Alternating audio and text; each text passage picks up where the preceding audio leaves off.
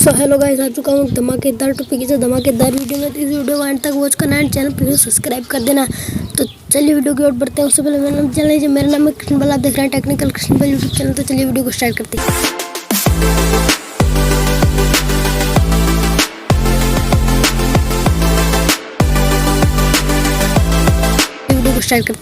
तो यहाँ पर आज का जो हमारा टॉपिक होने वाला है वो थंबनेल लगाने पर होने वाला है। यूट्यूब वीडियो पर थंबनेल कैसे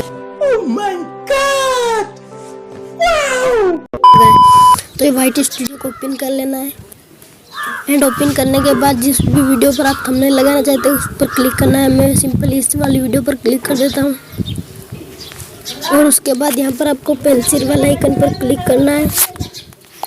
पेंसिल वाला आइकन पर क्लिक करने के बाद फिर से आपको साइड में पेंसिल वाला आइकन शो हो रहा है, उस पर यहाँ पर क्लिक करना है। आपको उस पेंसिल वाला आइकन पर क्लिक करने के बाद इस वाले थंबनेल को भी लगा सकते हो या फिर इस वाले थंबनेल को भी। उसके बाद चेंज पर क्लिक करना है, फिर यहाँ से थंबनेल चेंज कर सकते हो, फिर लगा सकते हो और उसके बाद यहाँ से आप थंबनेल लगा सकते हो।